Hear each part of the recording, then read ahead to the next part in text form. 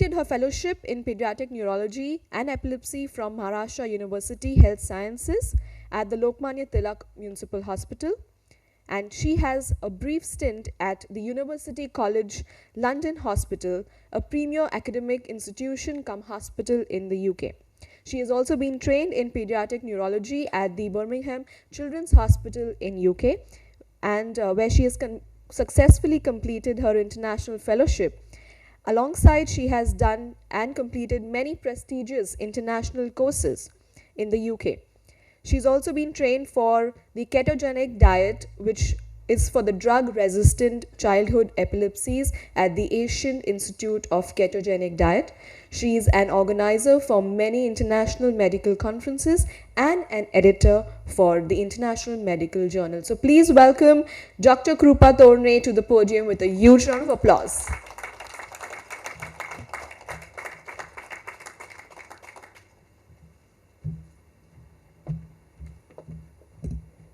How do I go for the presentation? Speaker किधर है? Speaker किधर है? This mic. This one.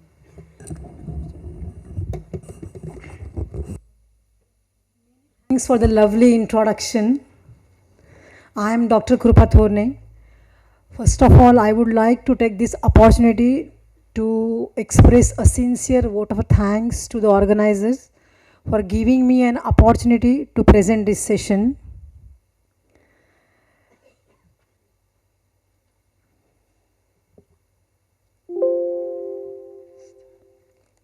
Sorry.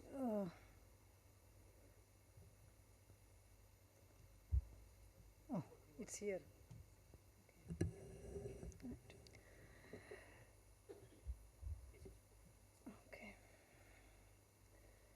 So the title is Journey from the Cradle to the Grave. The status of the girl child is the key to achieving women's equality and dignity, which is in many cases a litmus test of the maturity of a society. Girls are to be the future mothers besides future policymakers and leaders. The importance of women hardly needs emphasis. Woman is the mother of race and is the liaison between generations. Our own culture attaches much importance to the woman. Therefore, India has been symbolized as Mother India. But in our society, still largely, it's a male-dominant society. Sons are preferred over daughters for looking after family, for continuing a family line, and to support parents during their old age, and obviously to perform their last rites. So let's go through our presentation as far as discrimination of a girl child is concerned. The discrimination starts right before she is born into this beautiful world. Sex-selective abortion is a practice of terminating a pregnancy based upon the predicted sex of the fetus. The selective abortion of female fetus is common in most areas where cultural norms value male child above a female child. The girl child is killed mainly due to following reasons: family, economics, caste, dowry. Dowry is such a ill practice. Poor parents of daughter, they feel humiliated because they can't afford dowry, which they need to settle her for her marriage. Effect on sex ratio. If you see, there are 1,029 women per 1,000 men in Africa and 1,076 women per 1,000 men in Europe. But in India, there are only 927 women per 1,000 men. So sex selection of the child before birth and neglect of the child after birth in childhood and during teenage years has outnumbered males to females.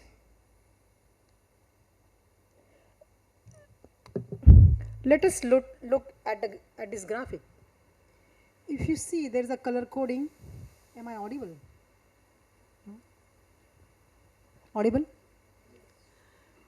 So if you see the color coding, the blue coding would denote child sex ratio and the orange would denote overall sex ratio. And if you see the ratio, there is a swift decline from 1951 to 2011.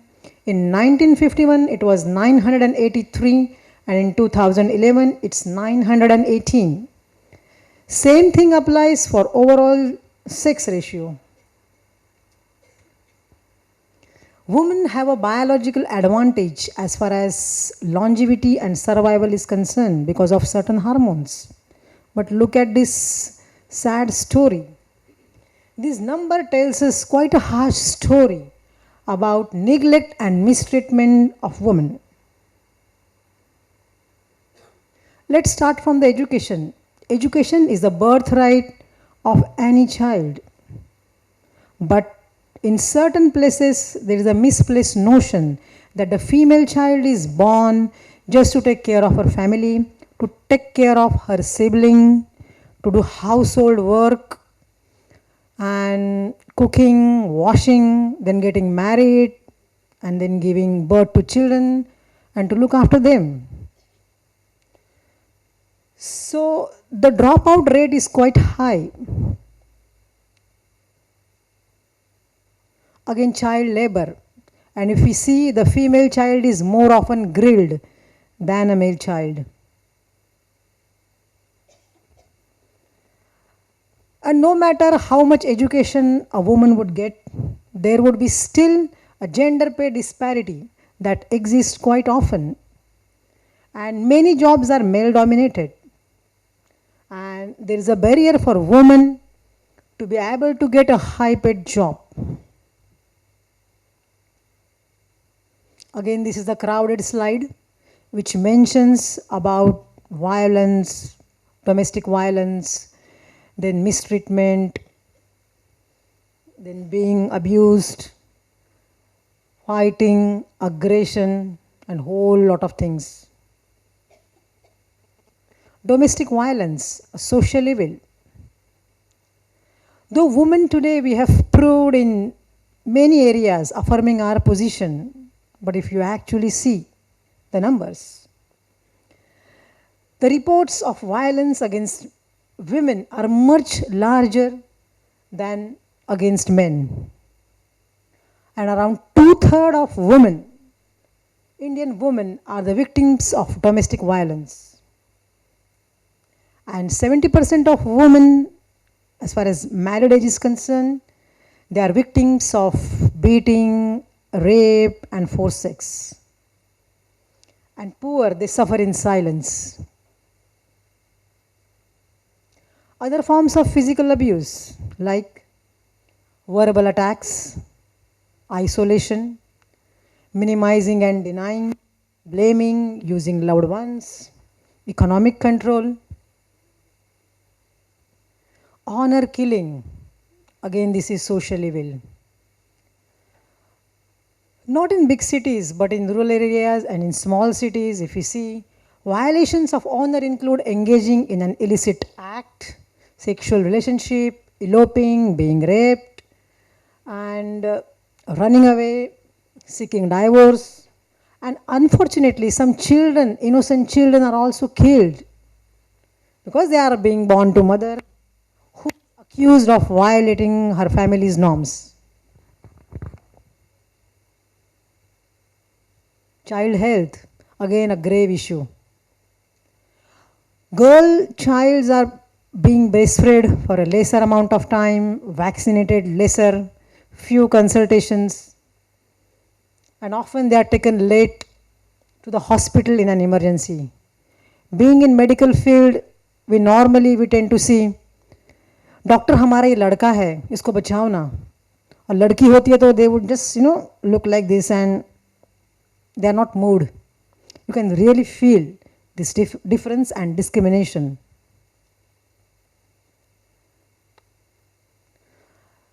Look at this child, malnourished. You can see easily his rib cage. And look at his mother. Health issues like anemia, intrauterine growth restriction during pregnancy is so rampant. Again, adolescent pregnancy represents a particular problem, whether it is unintended, intended, whether it is in union or is non-union. Maternal health, again a grave issue. If you see the women's cycle, women experience many unique health issues related to reproduction and sexuality. And among that, unsafe sex is a major issue. Then maternal death. In 2013, if you see, about 2,89,000 women in the world died because of maternal or pregnancy related issues. That is 800 women per day. It's a large number. And in resource poor countries, maternal health is further eroded by poverty and other issues. The World Health Organization considers that 99% problems are attributed to the maternal death. And if we see the causes of maternal death, this is the pie chart which would explain that hemorrhage is the most common cause, that is 34%, followed by hypertensive episodes, infections, sepsis, then other causes, HIV, obstructed labor, and so on.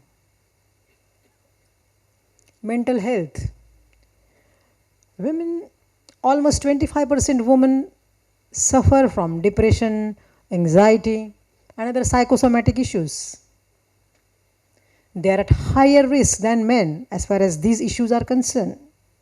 And because of hormonal disbalance in their life cycle, starting from puberty, then menstruation, then childbirth, pregnancy, and menopause, adds problem into this list. Yes, government is taking certain measures to alleviate this discrimination. Swadhar and short stay schemes, working women hostels for providing safe environment for the females, support and training employment programs, Rashtriya Mahila Kosh to provide microfinances to the women, the National Mission for Empowerment of Women, scheme for universalization of Women Helpline, which would provide 24/7 helpline for women who is in distress or who is affected by violence, Sabla scheme for adolescent girls, Rajiv Gandhi National Creche scheme for lactating mothers, Equal Remuneration Act for male and for female, and again Ministry of Women and Health, Child Health Development has been undertaking various capacity building measures for the officials of the state governments by organizing training programs and workshops regularly. The Maternity Benefit Act, Indira Gandhi Matru Sahayog Yojana, and the Sexual Harassment of Women at Workplace Act 2013 has been enacted, which covers all women irrespective of their age, their employment status, and protect them against sexual harassment at all workplaces, both in public and in private sectors, whether organized or unorganized. But I strongly feel that this is incomplete. As a responsible citizens, we should come forward and we should empower women. Once upon a time, our first Prime Minister of India, he has mentioned that to awaken people It is the woman who must be awakened. Once she is on the move, the family moves, the village moves, and the nation moves. By empowering women, we empower a child, and by giving education to that child, we make and empower women. Just to tell few lines about myself, I consider myself very lucky. Being born in middle class family, my parents sent me to abroad, and because of them I am standing here as a doctor. And the story was continued by my mother-in-law and my husband. They supported me through thick and thin, and because of their support I am standing here, and I could complete my super specialty training, and I could function as a pediatric neurologist. But I strongly feel that all women, they should be lucky like this, and they should all be privileged.